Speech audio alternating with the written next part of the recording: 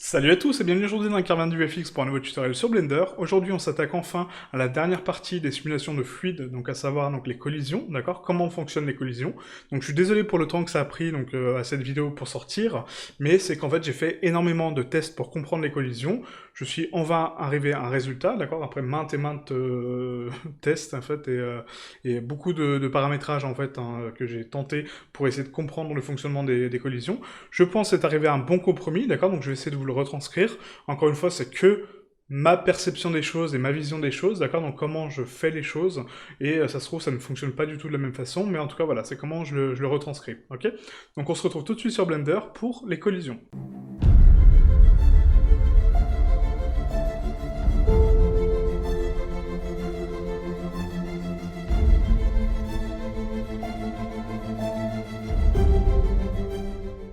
Ah, donc nous voici sur Blender, donc n'oubliez pas de télécharger en description encore une fois donc le fichier de démarrage que je mets à votre disposition. Et du coup, donc là on va commencer par créer donc une scène très basique pour comprendre un petit peu ces fameuses collisions. Donc là, on crée donc un cube que je vais donc scale sur l'axe des Z par 3 et sur l'axe des X par 1.25, d'accord, comme ceci. Je vais le monter sur l'axe des Z donc à 3, du coup, voilà, pour avoir un alignement parfait avec ma scène, ok? Donc c'est pas forcément important, mais bon, voilà, j'aime bien les choses centrées. Ensuite, on va faire donc Shift A, Mesh, et on va créer donc une tête de singe, d'accord? Que je vais scale à 0.75, non, on va mettre 0.5, d'accord? 0.5. Je vais la placer à peu près au centre de mon rectangle, de mon domaine. Je crée un autre mesh, Shift A, Mesh, et là on va créer une icosphère, d'accord? Que je vais scale également à 0.5, ok? Cette icosphère, je vais la monter à peu près vers le haut, voilà, comme ceci, pour obtenir la scène suivante, d'accord? Donc ma tête de singe au centre, mon icosphère, qui est un peu trop grande, donc je vais encore la scale à 0.5, voilà, et mon domaine. Maintenant, on va appliquer donc mon simulateur de fluide, donc ici, hop, dans les physiques, fluide, là ça va être mon domaine, qu'on va déterminer donc en liquide. Pour l'instant, on laisse les paramètres par défaut. Ensuite, ma sphère va être mon fluide, pareil, va être mon flux, qui va être en liquide, et va être un flux entrant constant, ok? Et ma tête de collision, du coup, mon fluide, et ici on a donc la troisième partie qu'on n'a pas encore abordée, les effecteurs, d'accord? Donc les choses qui vont interagir avec ma simulation. Donc rappelez-vous que si on applique une collision ici avec les paramètres par défaut de Blender, d'accord? Donc les physiques de Blender, ça ne fonctionne pas, d'accord? Puisqu'ils ne font pas partie de ma simulation.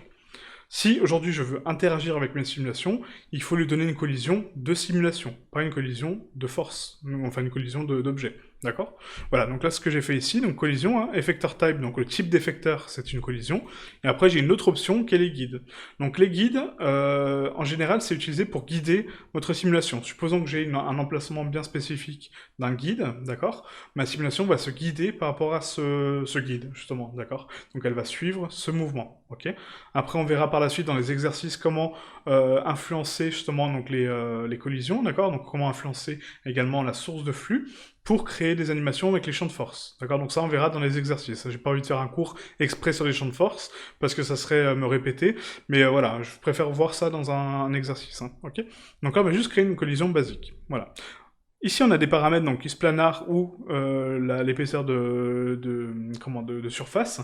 Donc ça, pareil, c'est des paramètres qu'on a déjà abordés. Quand on crée, donc ici, rappelez-vous, un plan, d'accord, qui n'a aucun volume, il faut lui donner un volume simulé, d'accord, donc un volume inventé, pour lui donner justement une source de volume, d'accord. Sinon, rappelez-vous, Mantaflow a besoin d'un volume pour interagir, d'accord? Que ce soit au niveau des liquides, au niveau des collisions, au niveau des particules, au niveau de tout, en fait, c'est avec les volumes, d'accord? Donc là, si on analyse ma scène, donc j'ai ici donc un domaine qui est divisé donc 64 fois, hein, rappelez-vous, hein. Ici donc une collision, qui est ma tête de singe, et un générateur de flux, d'accord? Donc là, on va commencer à bake, ici, ma data, d'accord? Pour voir un petit peu ce qu'on peut faire avec les paramètres de base, juste en ne changeant absolument rien. Ah, donc là, mon bake donc, est terminé. Maintenant, je vais bake mon mesh, d'accord? Donc on active ici donc, mesh, hop, et je vais bake mon mesh, d'accord? En sachant que j'ai les particules aussi activées, hein, d'accord? Là, les particules de flip, elles sont activées, ok? Voilà, et donc là, ça m'a généré donc un flux, ok? Mon flux, on va ici donc dans l'animation pour pouvoir le visualiser, d'accord? Donc là, ma sphère est légèrement décalée, pourquoi? Parce que j'ai pas appliqué donc la position de mon générateur, hein, d'accord? Donc c'est normal, ne vous inquiétez pas. C'est pas important, c'est juste, hop, un réglage que je n'ai pas fait. Donc là, je passe en vue de face hein, pour qu'on puisse voir un petit peu donc, la simulation, à quoi elle ressemble. Et là, dans cette scène gauche, en fait, je vais rentrer dans ma tête de singe, d'accord, donc à l'intérieur, hein, en bougeant la caméra, pour voir un petit peu comment interagissent donc les fluides avec mes collisions, d'accord, avec mon objet de collision.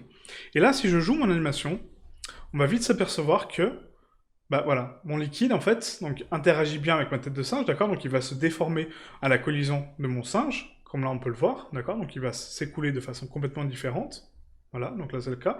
Mais par contre, si on regarde donc à l'intérieur de mon singe, voilà ce qui se passe, d'accord, donc mon fluide va le traverser, ok.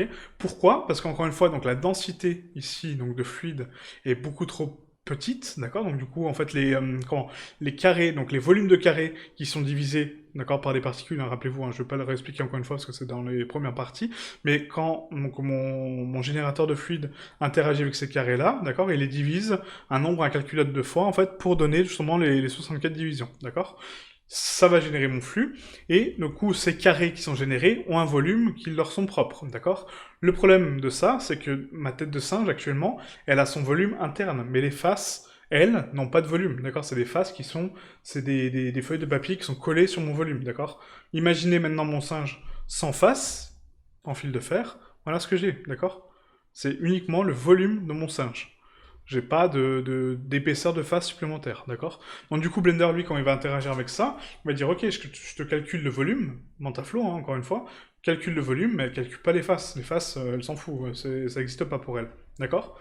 Donc du coup, elle va les envelopper avec donc la densité de forme que vous avez créée, d'accord, donc la densité de mèche, l'épaisseur de mèche, le volume de mèche, et du coup, va interagir tout autour avec, voilà, comme là.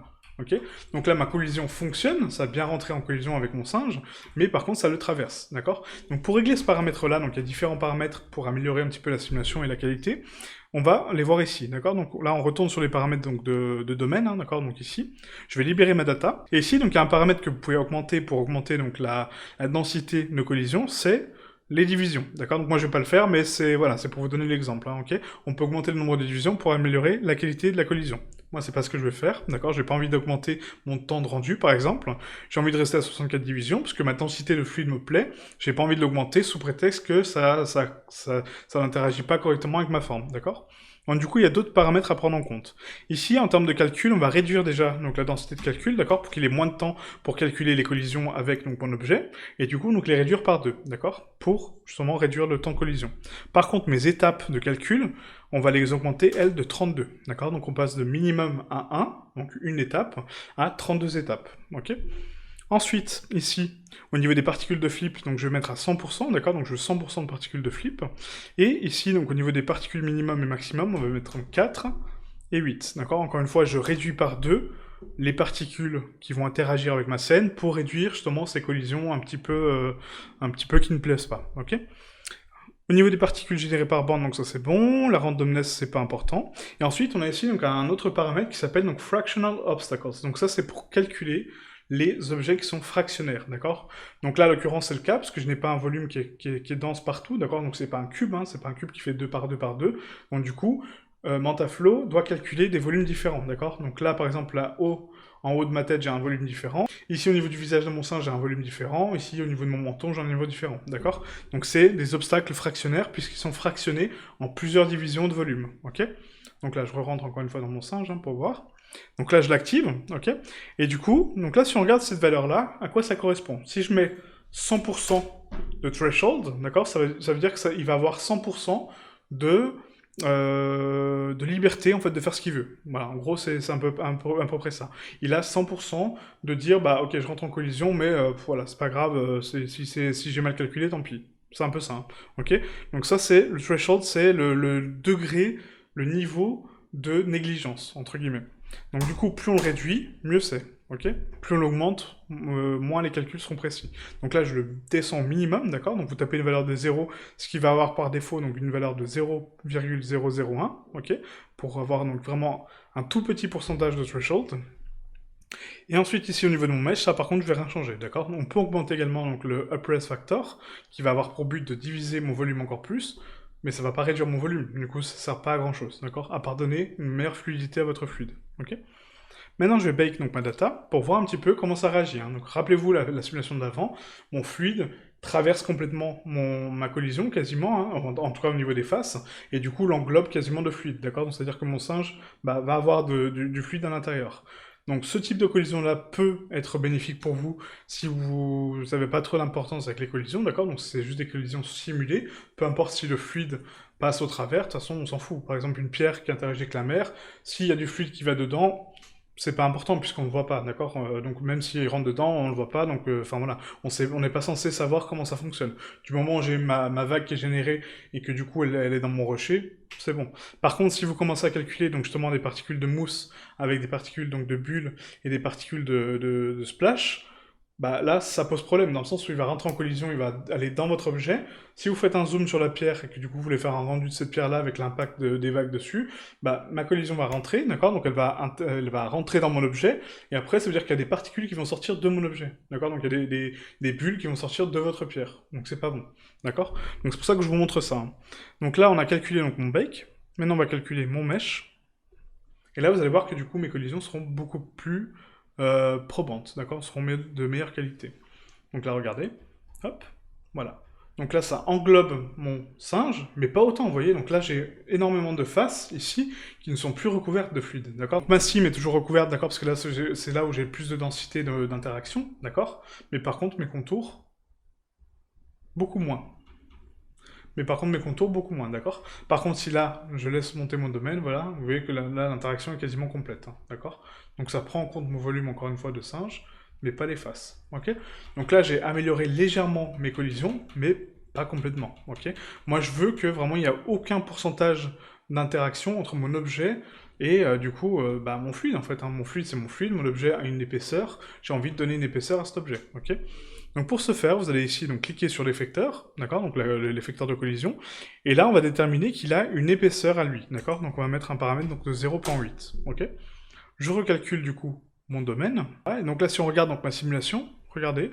Donc là, maintenant, vous voyez que la densité de fluide qui interagit avec mon singe est beaucoup moins importante, d'accord? Donc là, ça recouvre quasiment plus ma tête, d'accord? Donc à part vraiment sur les angles qui sont très droits. Et du coup, voilà. Donc même quand mon fluide remonte, vous voyez que là, j'ai encore donc, des faces visibles de mon singe, d'accord? Donc après, c'est à vous donc, de jouer ici donc, avec le paramètre d'interaction, donc le paramètre donc, de collision, d'accord? Donc l'épaisseur simulée de vos faces, pour justement avoir donc, des collisions probantes, d'accord? Que le fluide ne rentre pas dans votre mèche, ok? Tout simplement. Voilà. Donc voilà comment améliorer donc, les collisions, hein, d'accord? Donc ça, c'est vraiment des tests que j'ai fait après maintes et maintes tests. C'est la meilleure solution que j'ai trouvée pour avoir des collisions probantes, ok? Donc là, mon fluide rentre en collision, c'est parfait. J'ai un peu de fluide qui rentre dedans, mais bon, c'est pas très grave. Je peux l'augmenter après par ma thickness. Et voilà, donc là, j'ai mon fluide qui est parfaitement simulé, vous voyez? Donc là, mon volume, en fait, à 50 frames, il est très peu recouvert hein, de fluide, hein, d'accord? Donc là, j'ai juste donné une couleur à mon fluide hein, pour qu'on puisse voir. Hop. Je vais le mettre en rouge, hein, comme ça. Voilà. Je passe en mode shadé. Voilà. Ok? Voilà, donc les parties rouges, c'est des fluides. D'accord? Voilà. Donc là, ça a calculé plus ou moins mes collisions avec l'interaction de mon singe. D'accord? Ah, donc ça, c'en est pour les collisions. Maintenant, on va essayer de créer une collision un peu plus complexe que ça, d'accord? Pour vous expliquer aussi une autre notion que j'ai jamais abordée. C'est, dans Blender, en fait, on a une façon de voir si les objets peuvent être réels ou pas, d'accord? S'ils peuvent être réellement créés. Pas au niveau de la forme, hein, c'est vraiment au niveau de la densité de fluide.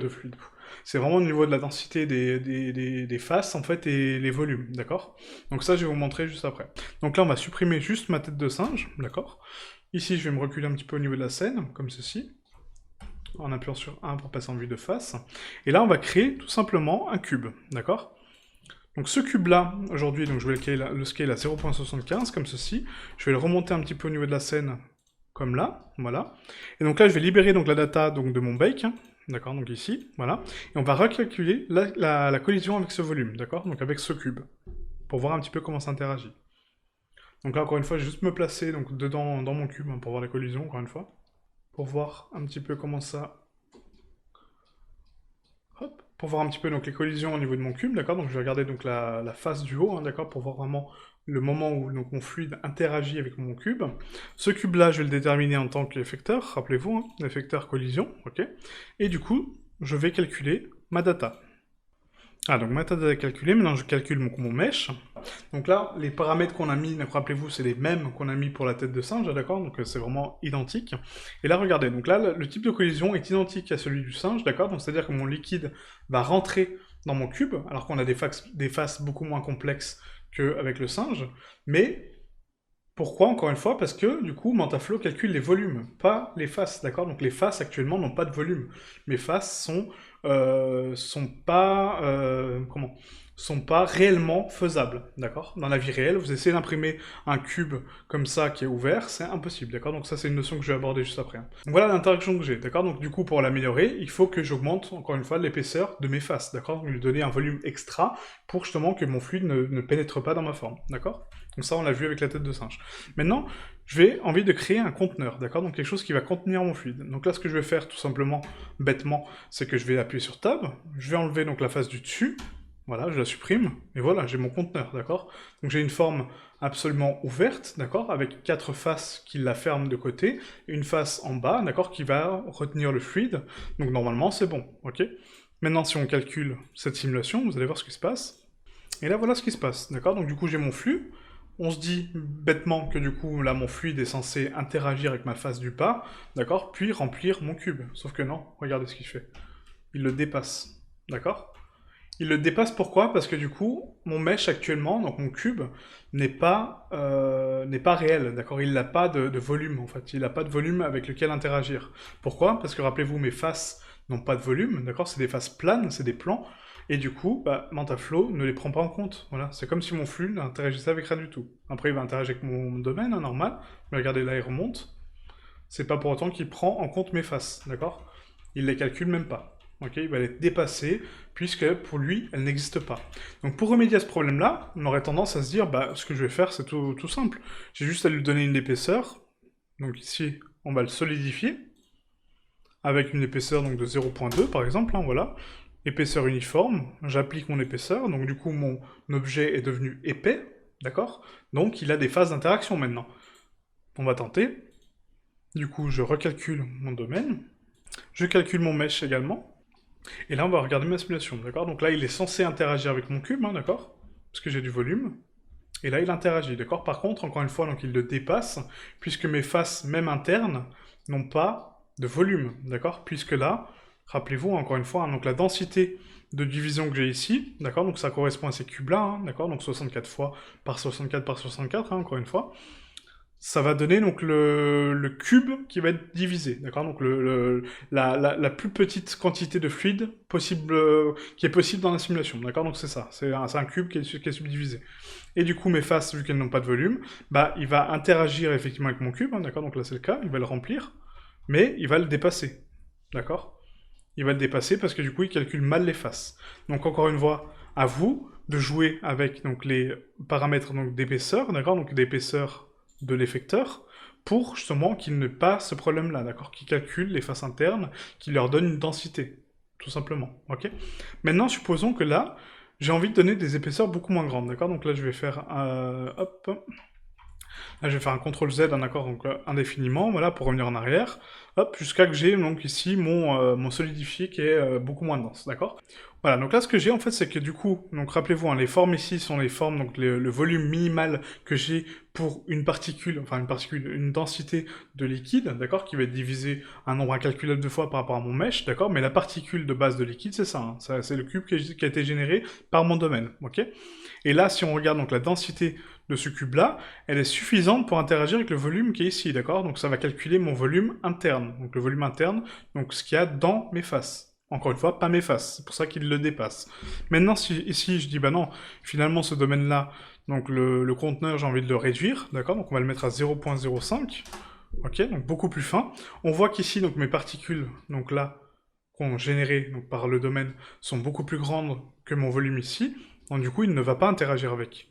Donc là, si on calcule ma simulation, hop, je retourne dans mes paramètres de simulation, je libère ma data, je la recalcule. Et là, vous allez voir que même avec une densité en fait hein, que vous avez donnée donc de volume, d'accord, parce que là il est censé avoir du volume, vous allez voir qu'il va le dépasser complètement, parce que le volume n'est pas suffisant. Donc le volume de mon cube n'est pas suffisant par rapport au volume de calcul de mes particules, enfin de mes divisions, d'accord? Voilà, donc c'est pour ça qu'en fait Mantaflow c'est très complexe et que j'ai mis énormément de temps à comprendre. Donc là je pense avoir compris comment ça fonctionne.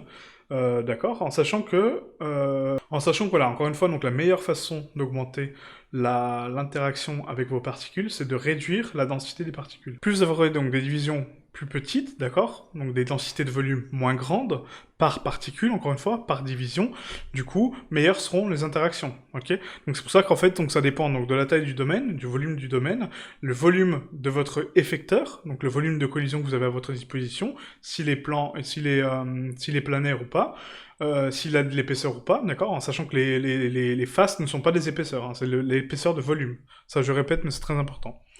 Et voilà, donc là on va bake mon mesh, hein, pour voir un petit peu donc, la simulation qu'on a créée. Donc rappelez-vous, ici j'ai une épaisseur de 0,05, d'accord.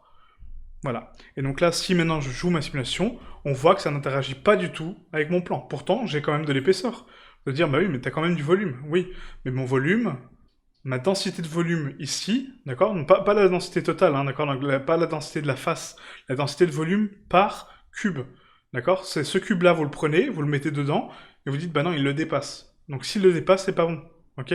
Si maintenant je réduis les particules ici, donc je les mets par exemple à 256, hop, voilà. Donc là je vais pas le faire parce que ça prend un temps fou, mais du coup voilà, la division que j'ai c'est ça, d'accord, donc la division de volume, et du coup elle peut interagir avec la division qui est là, d'accord, elle va pas la dépasser, et encore, je suis même pas sûr, je pense que c'est même pas suffisant. Faudrait limite que je l'augmente à 512 pour avoir vraiment quelque chose de probant. Mais bon là ça, vous voyez, ça rame tellement c'est dense, d'accord. Là, 512, ma particule est toute petite, du coup ça va interagir parfaitement avec mon volume, ça va bien le calculer, et du coup j'aurai une belle collision avec ces faces-là, d'accord. Donc voilà pourquoi les collisions sont très complexes, parce que du coup ça prend beaucoup de paramètres, et c'est énormément de paramètres à prendre en compte.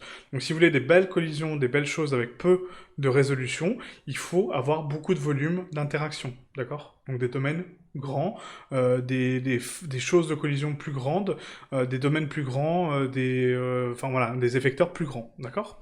Voilà. Donc maintenant, je vais vous montrer une petite technique aussi pour voir un petit peu donc, le volume de vos objets pour vos futures simulations, d'accord. Donc après, on passera à la partie exercice, où on fera donc 3 scènes, hein, comme je vous l'ai indiqué, pour créer donc 3 scènes différentes avec le modificateur de fluide. Mais là, je vais vous montrer une petite astuce, donc là, on va repasser en scène globale, et du coup, regardez. Donc là, je crée un cube, d'accord. Ce cube-là, aujourd'hui, il fait 2 par 2 par 2, d'accord. Donc ça, c'est le cube de base qui est créé dans Blender. Quand je vais ici dans éléments, j'ai ici mes dimensions, 2 par 2 par 2. Si on calcule le volume, rappelez-vous, c'est l'air fois la hauteur, d'accord. Donc 2 fois 2, 4, fois 2, 8. Donc j'ai un volume de 8 mètres cubes. Si je veux connaître ce volume-là, parce que j'ai changé ma forme n'importe comment, j'ai pas envie de me prendre la tête à calculer, donc ici 5,90 par 5,81, faire des calculs de volume, non. J'ai juste une petite fonction ici, quand vous appuyez sur N, vous avez ici donc 3D Print, d'accord, pour imprimer votre objet, hein, d'accord, donc c'est un petit add-on qui est dans la partie add-on, d'accord, donc les préférences. Vous avez ici Transformer. Si je clique sur volume, ça me donne le volume de mon cube, d'accord, 213 mètres cubes, ok. Là je fais un CTRL Z, pour revenir à la taille d'origine, je clique sur volume, ça me donne mon volume, 8 mètres cubes. D'accord. Donc du coup, ça c'est un outil vraiment très important pour MantaFlow, puisque comme ça vous permet de déterminer, bah ok, là j'ai divisé donc mon cube 64 fois avec mon domaine, voilà, donc du coup je vais créer un cube équivalent, ok, avec un volume équivalent, comme ça vous permet de calculer un petit peu la densité de volume que vous avez à votre disposition, et du coup de calculer correctement vos collisions, d'accord. Donc c'est tout un paramétrage, d'accord. Donc les paramètres que j'ai rentrés, c'est pour améliorer le calcul. Ensuite, donc le volume, ça par contre, on peut pas le calculer différemment, d'accord. C'est MantaFlow qui le calcule comme ça. On peut pas faire en sorte qu'il le calcule différemment, ok. Voilà. Et ensuite, regardez, donc ça, une autre chose, pareil. Donc tout à l'heure, quand j'ai créé donc ma face, d'accord, mon cube, je lui ai enlevé une face, ok. Donc là, je vais faire la même chose. Je lui enlève la face du dessus, voilà. Et là, maintenant, si je regardais le volume de mon objet, je me dis, bah tiens, qu'est-ce qu'il fait comme volume ça? Voilà. Vous voyez, 6,7 mètres cubes, alors que pourtant j'ai bien 2 par 2 par 2, d'accord. Donc j'ai bien un volume de 8 mètres cubes de base. Mon objet n'a pas changé. Mais du fait d'enlever une face à mon objet qui n'est pas réel, d'accord, qui ne peut pas être créé par l'homme, puisque, rappelez-vous, les faces en 3D n'ont pas de densité, d'accord, elles n'ont pas de volume, bah voilà, du coup ça me donne un volume complètement erroné, d'accord. Ce volume-là n'existe pas. Cet objet-là, réellement, si j'essaie de l'imprimer aujourd'hui, l'imprimante ne sera pas en mesure de l'imprimer. Parce que j'ai pas de volume, j'ai pas de densité, d'accord. Donc je sais pas si vous avez déjà fait des impressions en 3D, mais c'est vraiment très complexe. C'est-à-dire que si vous n'avez pas la bonne densité de volume, d'accord, que l'imprimante comprenne qu'il y a du volume, qu'il y a de la matière, ça va pas l'imprimer, ou ça va mal l'imprimer, ou ça va vraiment faire de n'importe quoi, ok? Et maintenant, si je calcule, donc ici, hop, je lui donne donc un modificateur de solidification, comme tout à l'heure, hein, on va lui donner une épaisseur de 0,1, voilà, j'applique, ok, là je recalcule mon volume, voilà, ça me donne 1,2 mètres cubes, puisque c'est pas le volume de mon cube à l'intérieur, c'est le volume de mes faces. Enfin, pas de mes faces, mais le volume entre mes faces. Le volume qui est entre mes faces, chacune de mes faces, d'accord? Donc je l'ai épaissi de 2 par 2 par 2, avec une épaisseur de 0,1, d'accord? Et du coup, ça m'a donné un volume interne, d'accord? Un volume interne entre mes deux faces. Donc c'est ce volume-là qui est calculé, d'accord? Voilà. Donc voilà comment calculer un petit peu les volumes dans Blender et voir en fait si bah, voilà, mes simulations vont fonctionner tout simplement, quoi. Ça vous évite déjà de faire des modélisations pour rien, d'accord? Donc par exemple, supposons que vous dites bah tiens je vais faire un super beau bac, etc. avec tant de densité, tant de volume. Si après vous réglez pas votre simulation en fonction, ça ne marchera jamais, d'accord? Ça ne marchera jamais, puisque les collisions vont mal interagir, votre cube, enfin votre conteneur, il sera magnifique, ou votre objet de collision sera magnifique, mais du coup, il va jamais interagir correctement avec vos fluides, ça va être un casse-tête inimaginable, d'accord? Et du coup, une autre fonction aussi que je voulais vous montrer, donc là, regardez, je reviens en arrière, hop, jusqu'à avoir donc mon cube d'origine, d'accord? Et donc là, si je veux savoir s'il peut être réellement créé, d'accord? Je me dis, bah oui, d'accord, là c'est un cube, je sais qu'il peut pas être réellement créé quand j'enlève la face du dessus, mais si j'ai un objet plus complexe que ça, comment je peux savoir? Bah du coup, c'est tout simple, il y a une fonction dans Blender qui vous sert à ça, c'est la fonction de MainFold. Donc je vais vous l'expliquer rapidement, donc du coup ici on va appuyer sur Tab, on va passer en mode arrête, je vais tout désélectionner, et je vais appuyer sur CTRL, SHIFT, ALT, M, d'accord, pour activer la fonction de MainFold, ok, qui est ici. D'accord? Cette fonction-là, quand elle est activée, d'accord, comme je viens de faire, hein, CTRL SHIFT ALT M, permet de vérifier un objet dans son intégralité au niveau des arêtes pour voir si il est réellement possible de l'imprimer. Aujourd'hui, si j'imprime ce cube-là en 3D, ça va me créer un volume de 8 mètres cubes. D'accord? Donc après, par rapport au réglage que je vais faire dans l'imprimante, beaucoup moins, beaucoup plus, hein, tout dépend. Mais en tout cas, voilà, j'ai un volume réel de 8 mètres cubes, puisque mon volume est concret. Donc mon imprimante va me retranscrire exactement ça, d'accord? Elle va me donner une densité de 8 mètres cubes de volume de liquide d'imprimante, hein, le plastique là qui est imprimé, ok? Maintenant, si je l'ouvre, rappelez-vous, le volume est complètement faussé, d'accord? Donc il ne peut pas être imprimé. Et là, si je le vérifie, regardez, donc on repasse en mode arrête, hein, très important le mode arrête, CTRL-SHIFT-ALT-M, vous voyez, voilà. J'ai mon dessus qui est en sélectionné, d'accord, qui est en brillance. Parce qu'il m'indique, Manifold hein, m'indique que, bah non, là il y a un truc qui va pas, c'est que cet objet-là, concrètement, ne peut pas exister.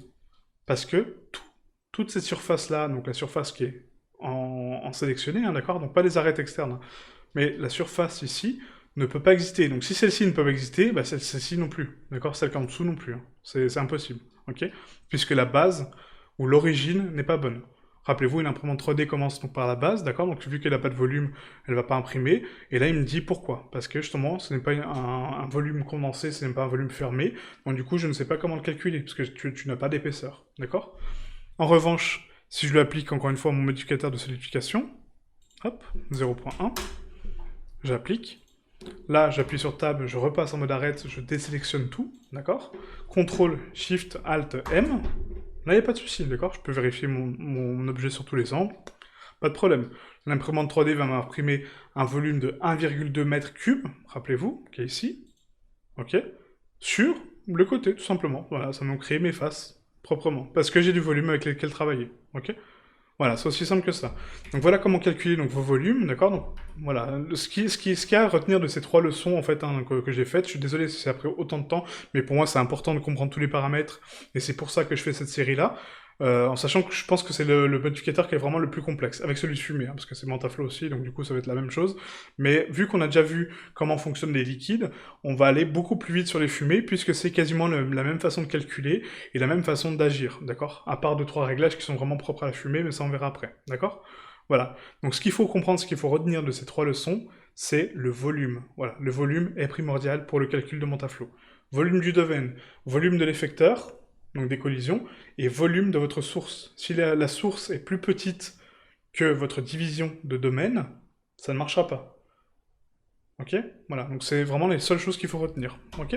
Alors donc j'espère que ça vous a plu, donc cette série vous a plu, hein, d'accord, donc c'était un petit peu long, parce qu'effectivement, comme je dis, c'est vraiment très complexe, hein, je vous l'avais annoncé dès le départ.